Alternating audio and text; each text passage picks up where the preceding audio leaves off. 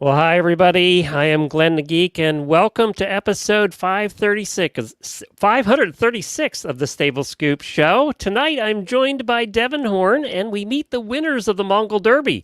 Our sponsor this episode is Kemin Equine. As I said, I am Glenn the Geek, founder of the Horse Radio Network and host of Horses in the Morning, the longest-running daily podcast in the world. We are doing something a little different tonight, although I think it's our 8th year that we've spoken to the winners of the Mongol Derby, and I'm so excited to have my friend. She's a 100-mile ultra runner, a black belt in some kind of thing, an ultra long-distance endurance rider, a Mongol Derby veteran many times over. Hi, Devin. How are you? Hey, Glenn. I'm great. How are you? Good. And, of course, Devin and I were here, a week ago? It seems longer than that, doesn't it? Yeah.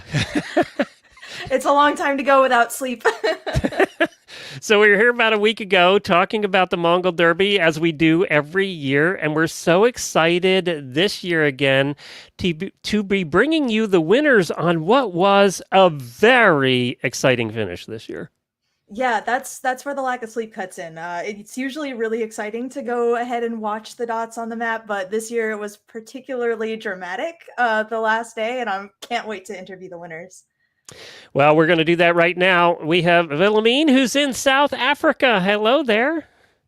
Hi. Thank you so much for joining us. It's a pleasure. It's an honor to be here. So tell us what you do in South Africa before we get into the race. What's your background? So I live on a farm in the middle of South Africa. It's a dryish area. So we farm with sheep and goats, and we also do. My husband's a vet, so he does sheep and goat reproduction work in the area. And do you have horses? I do. What do you have horses wise? And do you ride all the time? Is that? Since 2020, I've started riding quite a lot. Before that, not so much. I had children and we have a business, and so that kept me quite busy. But since 2020, basically really got into it. So I did a bit of endurance riding and got some nice horses that can do long distances from a sort of a neighbor. So. And Devin, didn't she do your virtual? Yeah. When we were putting together our virtual challenge, which we did over COVID, which was a virtual 1,000-kilometer race, Willemien did both years with us. So we had just sort of known each other from that challenge.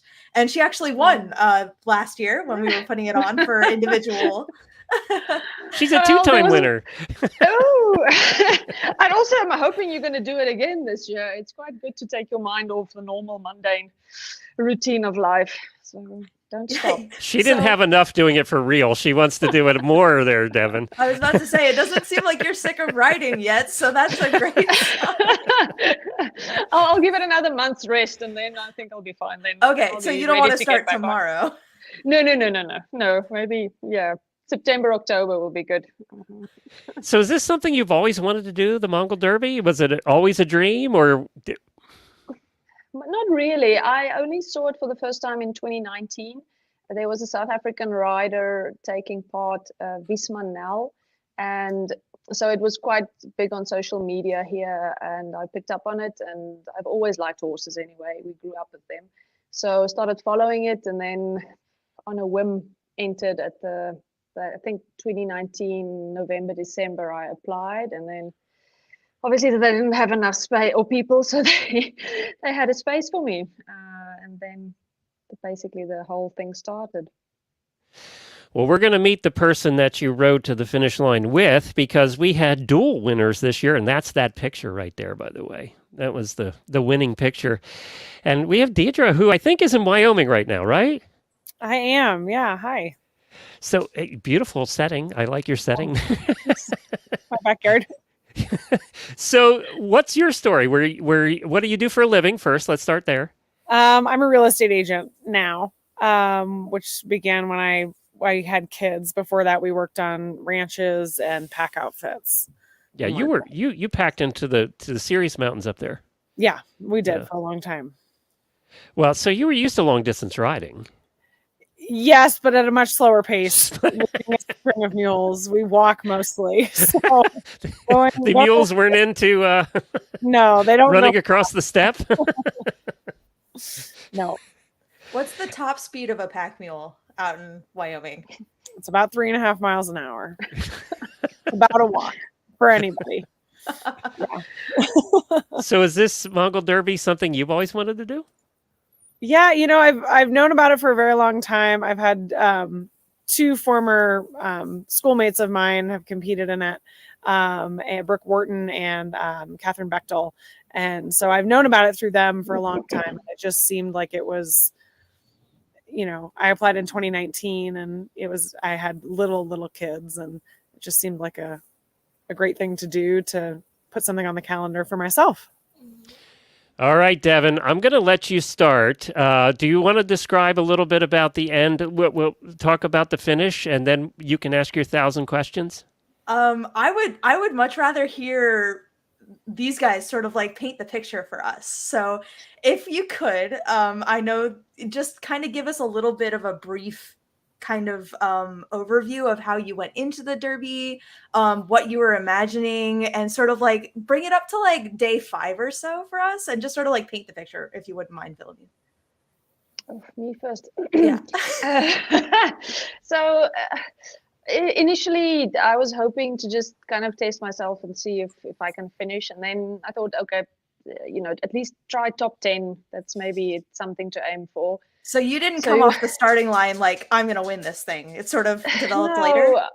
No, it developed later. I think Deirdre had basically, when we met up, it started looking possible. And then, once it settled in that it's actually possible, you kind of just keep going. But no, initially, I just wanted a good finish. And basically, I wasn't sure if I was fit enough to do the full thing. So I was just hoping to just take it easy and stay in the front-ish pack. And it all went okay. I got a vet penalty on the second day at about station 4. And one of the things I wanted to do was not get a vet penalty. So it was a bit of it wasn't great. So it gave me about 2 hours to sit and think about what the rest of the race could be like. And it was actually, in hindsight, a good thing it happened. And what was that penalty for? It was for heart rate. So Okay. it was so it was a warm afternoon, the 2 o'clock ride, and it was a slow uphill at the end, and I didn't take it slow enough. So the horse was fine, but it took longer than 30 minutes to come down to 56. So I had to sit my 2 hours. Okay. And Deirdre, you went in sort of guns blazing. I did. I went in guns blazing and had a terrible first day. Oh no. A really terrible first day that was quite demoralizing, actually. Another few riders and I took a risk on the first leg that turned out not to pay off. It went over more elevation than we had anticipated. Can I tell you how devastating that was, having been texting back and forth with you about like how to make navigational decisions, and then I logged in like 3 hours later and y'all are gone somewhere off in the horizon. We went as the crow flies, but it was just not the right. It was not the right choice. It was not the right crow. We ended up into horse station 1 basically last, except for maybe the riders that came off in the creek and lost their horses. And so that was not ideal. I got the last choice of horse on the line as a result for legs 1 to 2, stations 1 to 2. I then proceeded to be making great time to station 2 and find myself in this trench that was near a coal mine that was actually ended up being a circle. So I entered it where there was a good crossing, and I made my way across the field. And then I came to the trench on the other side, and there was no way to cross it.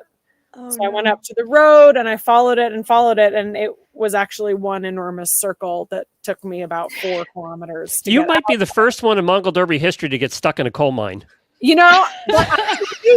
I wasn't. Oh.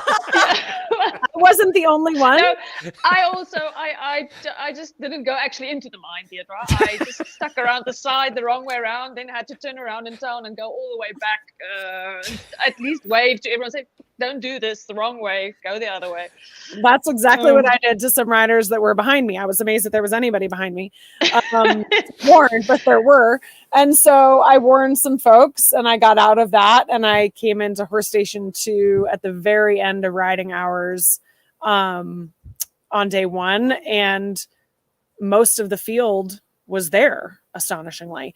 And so I felt like I had really kind of shot myself in the foot that first day and I was quite demoralized. But then at the end of the day, I ended up kind of back with the pack.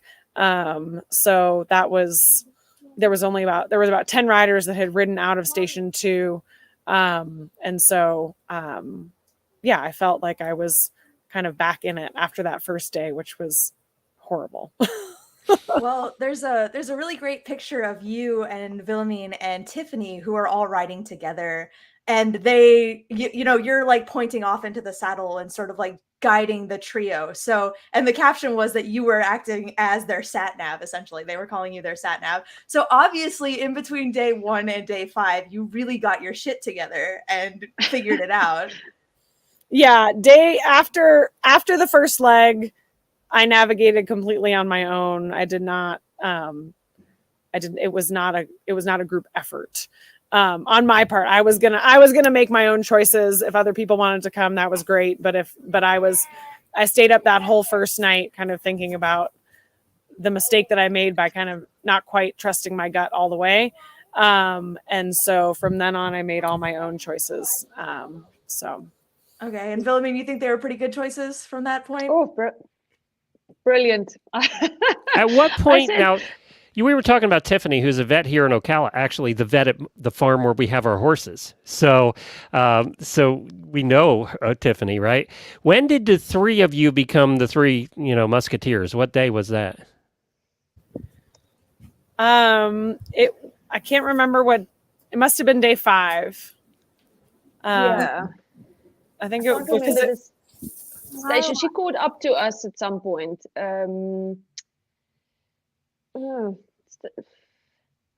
Yeah, station 12, 13 maybe. Yeah, I think we rode into 14 or 15 together, and then we were together for the next 3 days or so. Yeah. All the way to 27, which is unfortunate when she had to sit her the lameness penalty that she had. Now, I will tell you, Deirdre, about day 5, Eric messages Devin and I all the time because we were doing shows during this. And he said, the one you got to watch is Deirdre. She came from dead last and she has a chance of winning this thing. So he had you pegged about day 5. Well, that's nice to hear. That's when it began to feel kind of possible. Yeah. Okay. Devin? How did you guys kind of like handle the fatigue? Did you have a worse day? Station 11. Station 11. Okay, tell us about Station 11. Oh, Deirdre. I have a picture of Deirdre on day 11 or Station 11. No, it was a horrid warm afternoon. It's in this, was it like a riverbank we were riding in? And we kept wondering if we should just go back and find other horses and just go. And I told her the only other horses I saw were the ones we came in on. That was nice. So so we stuck through it, and as we went, we saw no one catching up to us. So we assumed maybe this was just it. That they just were not the fastest. They looked like little riding school ponies, but the animals around there didn't look great either. So we assumed it's maybe just. Were they about as wide as they were tall? Mm-hmm. Yeah. Yeah. That was our hard, I kept waiting for a really down day mentally, and it didn't really ever come, but we had that 11 to 12 was a really kind of a low, that was our low bar. And we compared everything against it going forward. Yeah. So you say that's where you hit the wall and had to come out the other side? Was that about that point? Yeah, I guess, it was that was just a hard leg to get through. It was frustrating and hot and slow. And we were kind of was within striking distance, it felt like. And so it was, and it had been a lovely, cool morning, and rainy that morning. And so we were kind of energized. And then we just hit this wall with that leg. But everything got better after that. So you say striking distance, you're talking about Chris and Patrick? There was a whole big group of people, men and women up front, for the majority of the race. It seemed like, Chris and Patrick and Howie and Tyler and Sam and Annie. There was a big group that really stayed in the front for the majority of the race. And that was the day that we kind of actually saw them in person again. Okay, so you caught up to them sort of kind of around the the midway point, maybe station 15 or so? We caught up to them mostly about 12, I think we rode into, and many of them were there sitting penalties. Okay. We rode out 12 to camp that night. Did you get any penalties, Deirdre? And Willemien, you only had one, right? Just the one. I didn't get any, which was feel really proud of and feel like is kind of the only thing that really made it possible. Cool. Well, so I have a quick question. Do they let you guys know? Do you know where the leaders are? So you pull into a station. Do they tell you where they are? No. Okay. No, we don't have any sort of information except for the sign out sheet from that station. You can look and see when somebody signed out of that station to get kind of an idea, but then you have no idea what's happened beyond that. Gotcha. Yeah, you have no idea who's behind you or how far. As soon as you've signed out, I mean, you either see them on the hill coming in, or you have no idea where the next group is behind you. It wasn't until the last day, though, we did a little story about this. We did a dramatic reading of a story about your last day, which I will send to you guys so you can hear it. It all came together on the last day, really. And had you just, what point did you decide to go in together? That if we're going to win this thing, we're going to do it together. Was that a conscious decision or something that happened at the end? It was. It was something that I think we never talked about because we never had to. And then at the finish line, of course, we were going to go across together. We were betting whether the boys would go across together or not, or whether they would race to the end at the very end, because they'd been together for so long.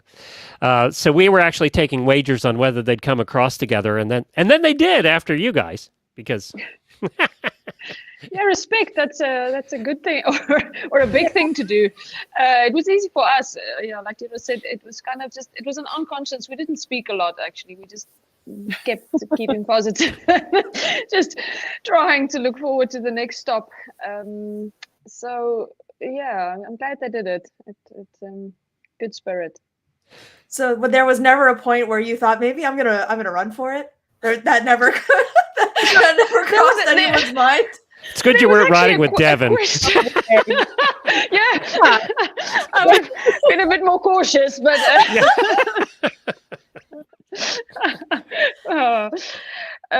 no, they actually asked us that question on a written thing as well, and I said that's quite a rude thing to ask. Is they actually? Yeah, no, we didn't even think about it. I think.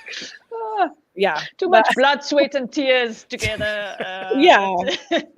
It never even crossed our mind it would be a different way. So you were, if I remember right, you were at station 26 when you headed out ahead of the guys. It was 26 or 27, I forget. 27, I think. 27. Yeah. So you headed out ahead of them. Is that really the first time that dawned on you that if we don't mess this up, we can win this thing? Is that when it really set in? Yeah.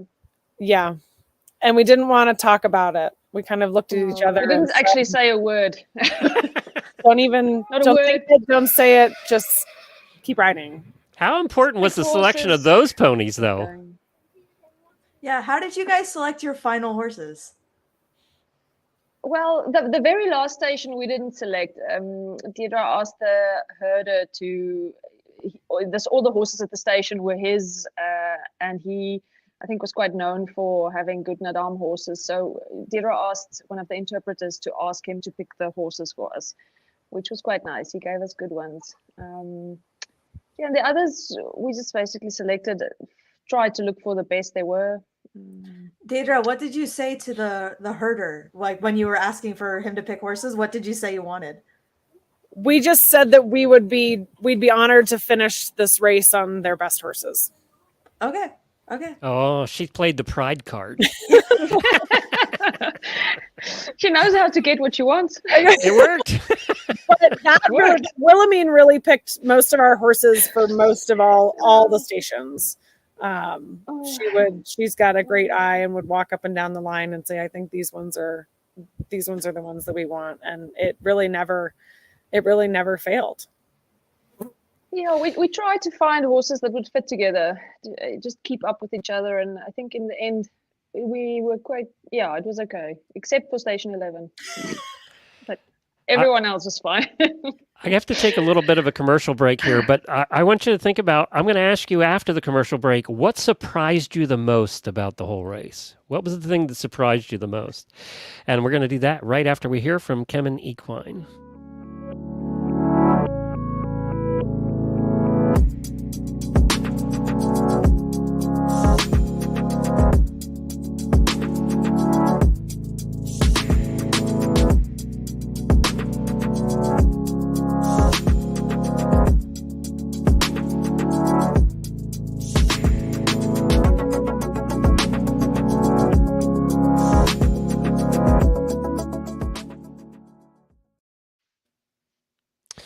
And we're back. Deirdre will be back in a second. Her computer was dying, so she's dealing with getting that taken care of. So, Willemien, we'll start with you. What surprised you the most? Well, if it's physically surprised, it's just how well my body coped. I kind of knew mentally, I think I could pull it off, or at least finish where I kind of wanted to be. But I was very worried about physically how it's going to go. I've never, even in training, done more than 80 kilometers in a day, and usually on a very comfortable long distance horse. So it wasn't very hard work on my side, even doing the 80s. So to be able to do almost double that and be fine, it's actually amazing. I was very surprised. So you got away with no injuries or of any kind? I don't know if I should say it out loud, but no, nothing. Not even chafing. Wow.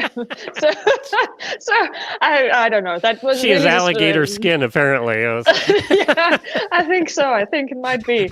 But no, it was a good surprise, at least. Deirdre, what surprised you the most? By the way, if anybody watching live has questions, just post them in the comments below, and we'll ask them. Two things struck me. One was the same as Willemien's. I felt like my body held up really, really well, much, much better than I would have anticipated. And then the second thing was just how quickly it was over, while every day felt very long. The days went slow, but they went by fast. And then all of a sudden it was over. It was really surprising at the end to look back and think about how far we had come, but how quickly it had gone by. Devin? Any injuries for you? None. I'm in the same boat as Willemien. Not even chafing? Not even a chafe. I mean, yeah, we were very, very happy. Wow. Yeah. Okay, we do have a question from Alicia who wants to know if you what your favorite thing was that you brought with you as far as gear or tack went, if you could just pick one piece of kit that you really loved. Apparently they're breeches because there was no chafing. I can't believe it. I feel like you guys have to go back. You didn't get the full experience. No, we did all the race. We did. Everyone else. I think the breeches was good for me. I was happy with my backpack. I saw some chafes on some of the other girls, and I was very happy to not get any. You can plug brands, by the way. If your breeches, you got no chafing, give the brand because we need to know. Carrots. I wrote in carrots. There you go. Okay. I had 2 layers on, and my bottom layer was, they're called knickers. They're actually made by a friend of mine here in Wyoming. And they have no seams down the inside, and they were great. I was so thrilled that I had them. I tried one day without them and put them right back on. Okay, we'll put that link somewhere. Yeah. Yeah. I also So want some we of had those. another question from a listener. What did training look like for each of you leading up to the Derby? Deirdre? Oh, for me, it looked like a lot of different things. It's really snowy where we live. And so riding in the winter is is hard to do. I can ride in the arena about once a week. And I trailer to the rodeo grounds. But other than that, it was basically focused on overall general fitness. So strength training in the gym, skiing a lot, hiking a lot, riding the Peloton, just kind of overall general fitness. And Willemien, I think we kind of answered that earlier, didn't we? Yeah. Yeah, it's pretty much. I want to know how you got your stomachs prepared for what you were in for at the Mongol Derby. Did you eat a lot of lamb and goat, or ahead of time? Mare's milk. How did you prepare? I don't have I milk. yeah. No. No, I'm in South Africa. We eat everything. So actually, the food there was pretty much better than some of the stuff I usually eat here. So I was fine. I also didn't train much for that. I took some probiotics and stuff like that, but I eat a diet that is fairly heavy in meat and dairy and carbs anyway. We eat a lot of game. We eat elk and deer that we've hunted ourselves. And so, but I thought the food, I was surprised. I'd heard, stories about the food, but I was pleasantly surprised by it. It was good. They were not throwing up off their saddle like Devin was in the film. Well, at least no one was there to film us. If we did. Lucky ducks. Yeah. No. Okay. Willemien, what was your favorite part of the Derby? Is there like a moment that just sticks out for you? Or that is something like that you'll never forget? Well, obviously the finish was amazing. I think even until the vet check, we didn't really think about it happening, or this is us doing it. But there were loads of moments. Sometimes some of those horses, they are just unbelievably spirited and fast, and there were some choppy ones, but then you get the next one that's almost as smooth as my horse at home, and then you just think that I could take this one home. So yeah, the horses was exceptional. It was such a they're spirited and they're wild, but on the same breath they let you ride them at whatever breakneck speed they can get out of you, and still try and get you to the next point without losing you. It was some of the best moments. Yeah. Deirdre, for you? Yeah, I mean, I think I'd echo almost exactly the same sentiment, which is that I think the horses I was just astounded by the horses. The range was really fun. Every horse was similar in certain ways and dissimilar when you got on, and I really enjoyed kind of figuring each horse out, and their willingness and ability to cover that country, and do so in a way that is very self-preserving. I had horses jumping out of the way of holes and, really just doing an incredible job covering the country. It was really a wonderful experience. Willingly entering a coal mine, that kind of stuff. That crossing was legit. There were horses there. There were tracks across it. Animals have been in there. But did they come out? Yeah, they were working the mines, but it was okay. You could have gotten a job right there. Yeah. Devin? Okay, I have to ask, because I ask everybody, would you do it again? I don't think we can do better than we did. I wouldn't do it alone anyway. If Deirdre goes, maybe. But yeah, I would go with you maybe. again. I would need a break, and then I might do it and then I might do it again. Yeah. But I'd also, but the same, it was such a perfect experience, really. And to come out unscathed first, and then to come out as winners, I don't know that I would test my luck again. It just couldn't have been, couldn't have dreamed it better. One of the things we learned in this one is how important those vet penalties are, right? I mean, really, that, the boys had them. They had to sit out while you guys rode off. I mean, it really, and even Tiffany, let's give Tiffany some love. Tiffany rode with you for days. Yeah. And the only reason you didn't cross 3 of you to win the race was because she had a vet penalty of 2 hours she had to take. Those vet penalties, just like in regular endurance, right, Devin? They're critical. Right. Yeah. I know that leaving Tiffany must have been really difficult at that time, having ridden so many miles with her. I'm guessing that she wanted y'all to get out of there, huh? Yeah, I think there wasn't, that was a hard moment to do that. We'd ridden together for 3 days. We'd camped out together. We'd had great horses and not great horses together. It was, that was hard. But yeah, I don't think there was a question that's what, that we were going to keep going. Yeah. Sorry, go ahead. Sorry.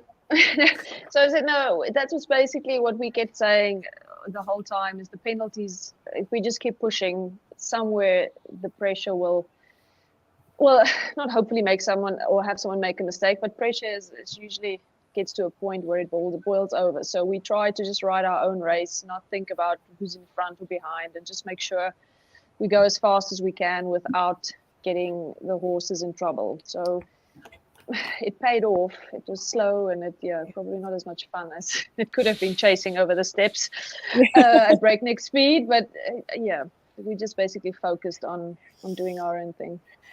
Sounds like you guys, well, obviously you ran a smart race, but it sounds like you really kept it in perspective while you were out there to try to strategically place yourselves in a good position. So that's awesome.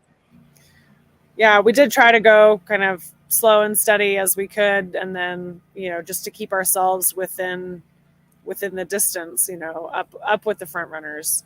But also understanding that if something didn't go our way or get an opening, then we weren't riding at a pace that was likely going to win it otherwise. So what about the people you met? What about the Mongol people that you met? Tell us about that. What was your experience that way culturally? Oh, we had great nights camping out. We camped out most of the nights. We could not get on a cycle where we could end the day at a station close to 7:00. We always seemed to ride in at like 5:45 or 6:00, and we had to use all of our hours, so we kept going. But what that meant was that we had a lot of really wonderful experiences staying the night with families on the steppe, and we had kind of a wide range of experiences, and all of them great. Well, that's good. Yeah. So no bad experiences staying out. No, we came into a party one night. Everyone left when we got there with, oh, this is brilliant. We've got the whole go to ourselves. But then they came back at like 2:00, and they were churning milk, and and we just closed up and said, okay, it's fine. We'll sleep through this. We were tired, luckily, anyway. So, but that was the only fun experience. But no, the families, it's unbelievable that they just open their house to you. You're these random strangers in whatever strange clothing, and you're not only just looking for a place for yourself, you're stuck with a horse that needs care. So, but no one not even blinked an eye and said no. They just welcome you in immediately and make space. Often they would take some of the children or some of the family members to a neighboring gird just to make space for us to stay. So boy, I can't imagine that happening here, huh? Not in South Africa. No chance. So no, it was very it was very cool. I just wanted to give a last chance for live viewers to post any questions that you have for the winners of the Mongol Derby this year. Do you guys have anybody that you know that's going in round 2 starting in 2 days that we should watch out for? Do you know any of them? No? I do. Rochelle Latka. Watch out for her. She's another girl from Wyoming. She worked on a ranch close to us for many years. She actually raced in the Gaucho Derby this last February and did very, very well. And she is tough. She's an excellent rider. So keep your eyes What's her name out. again? Rochelle Latka. Latka. Okay. Yeah. Keep an eye out for her. She's got on her chinks. So she's trying to ride in her chinks. I hope the ponies are okay with it. We'll see. Yeah. Like, do they have like a French? Like, oh yeah. Oh boy. Okay. Yeah, it'll be fine. It'll be fine.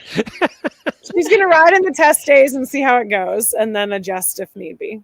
It could be very fast rides. Yeah. She keeps them, and it'll be good fun. Devin, do you have anybody that you know that's riding in this round 2? I do. I have Abby Bell, who's a repeat derbyist going back for her second try, and then a couple other various friends that have just sort of either talked to me for advice, or I have them on Facebook and I've been sort of rooting for them. So I'm excited to do this all again in 3 days. Well, we're going to try actually and do another one. I'm going to be on the road. We have 3 weeks on the road. We're going to be going out to do episode 3000 of Horses in the Morning. We're the longest running daily podcast in the world. So I'm going to go out to Jamie's in Oklahoma and we're going to do the show together at her farm. So I'll try and catch up with you, Devin, and we'll just do it from the RV. We'll do it on the road. Well, you guys, congratulations again. What a exciting end that everybody was following around the world. I know you didn't see us all rooting, but we were. It was so exciting because we had been watching the boys just leading the whole time, right? So we'd been watching them leading for days, and it was like, oh, nobody's going to catch them. And then all of a sudden, right at the end, you guys popped up. So Deirdre got her navigational shit together. Willemien was picking great horses. Everyone was going for it. Yeah. There was no chafing, so all that worked out well. Yeah. So as Mongol Derby winners, everyone and their mother is going to be asking you this question from here on out. But I do want to give you guys the first chance to answer this. What would your advice be for somebody who wants to do the Derby? What is like the number one thing that you would say to someone if they came up to you and said, I want to do the Mongol Derby? Prepare. Train hard. Yeah. That's what I mean. I think that we both trained hard and worked hard, and our bodies came out great on the other end. And I think it is absolutely doable with a lot of preparation. Yeah, and test your gear. Don't underestimate how important it is to test it and do long days on it and make sure it still works. Test your gear.